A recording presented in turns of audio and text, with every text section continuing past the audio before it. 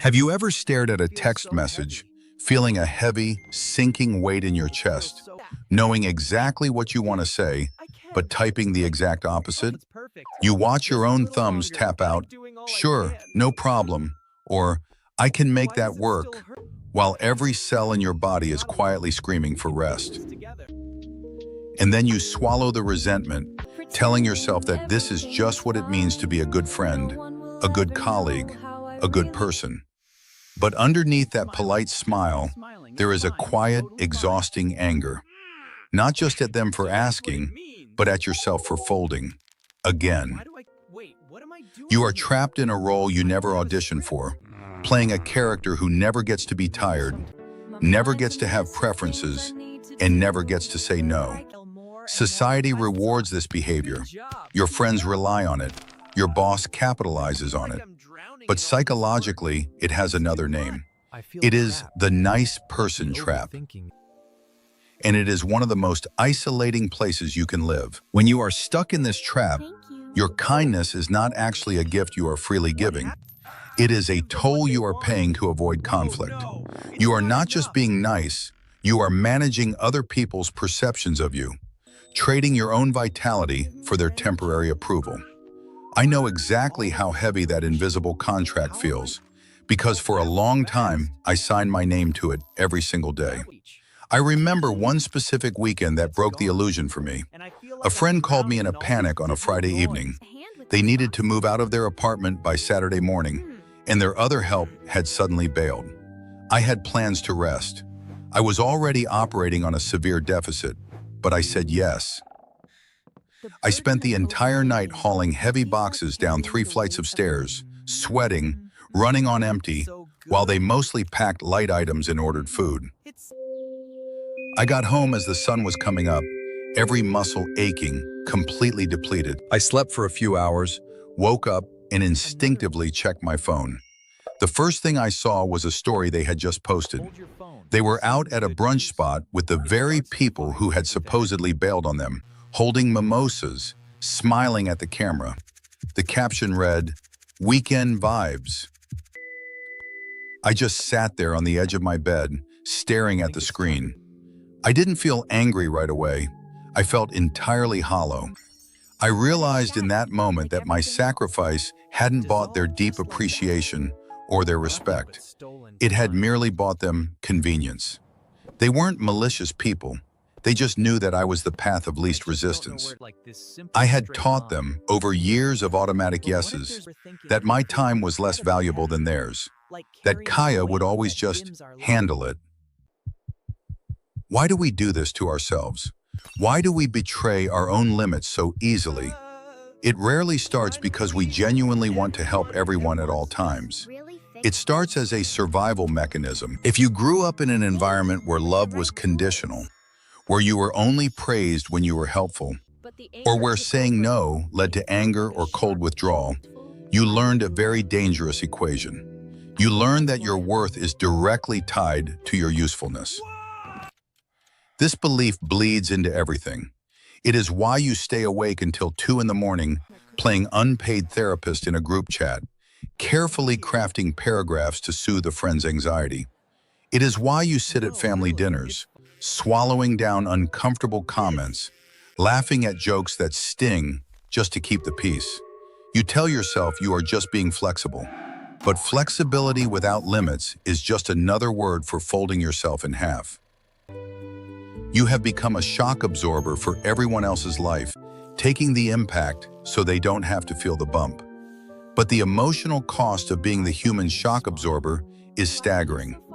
Over time, chronic people-pleasing creates a deep, hidden resentment. You start to secretly dislike the very people you are helping. You feel intensely unappreciated, but you refuse to let them see you struggle, which makes you feel profoundly lonely. You are surrounded by people who love the version of you that serves them, but you suspect that none of them actually know the real you. The turning point for me didn't happen with a massive argument. It happened on a random Tuesday afternoon at work. A colleague walked up to my desk right before 5 o'clock. They dropped a complicated file next to my keyboard and casually said they needed a summary by tomorrow morning. even though this was entirely their project. I would normally say, "Oh man, I'm really swamped tonight, but let me see what I can do. I'll try to squeeze it in. I'm so sorry." And then I would cancel my evening plans and do their job. But the memory of that exhausting moving weekend was still burning in my mind. I was done being the path of least resistance. So, instead of writing an oral essay of apologies, I decided to try something terrifying. I looked at the file, looked back up, and used what I now call the one-sentence boundary. I kept my voice steady, completely neutral, and said exactly this: "I can't take this on tonight, but if you need help structuring it tomorrow afternoon, I can look at it then." The silence that followed felt like it lasted an hour. I expected them to be furious. I braced myself for the disappointment, the rejection, the passive-aggressive sigh.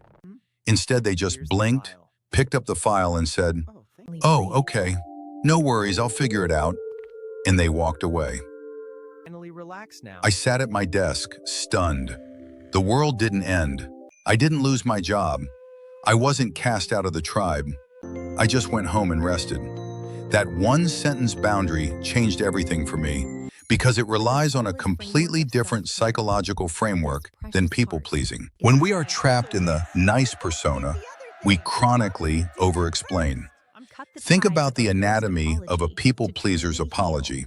It usually starts with an immediate instinct to self-deprecate. We weaponize our own guilt to show the other person that we are suffering enough to earn their forgiveness for saying no. We create massive, convoluted stories. We blame traffic. We blame our families. We blame imaginary illnesses, all to avoid saying the simple truth: "I do not have the capacity for this." We justify our no with elaborate excuses, secretly hoping they will validate our excuse and give us permission to decline. But when you over-explain, you are subtly inviting them to negotiate. You are telling them that your limit is up for debate.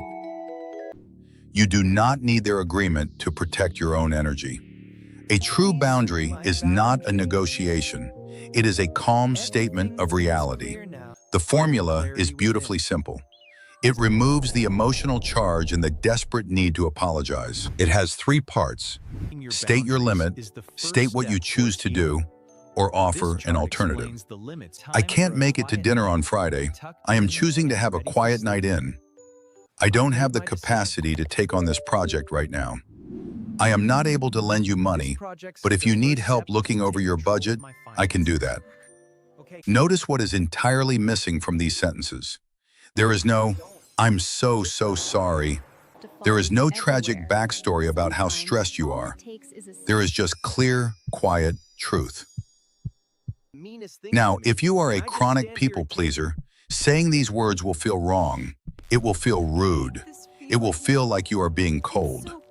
This is the compassionate reframe you need to internalize right now. Clarity is not cruelty. Setting a limit is not a hostile act. In fact, clear boundaries are the only way to build sustainable, honest relationships. When you never say no, your yes means absolutely nothing. It is just a reflex. But when you start saying no, people actually begin to trust your yes. They know that when you agree to something, you are doing it from a place of genuine capacity, not hidden resentment. You might be afraid that if you stop being overly accommodating, people will leave. And here is the sharp, uncomfortable truth. Some of them might.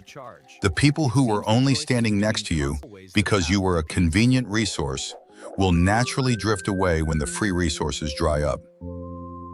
Let them. Their departure is not a loss. It is a vital clearing of space.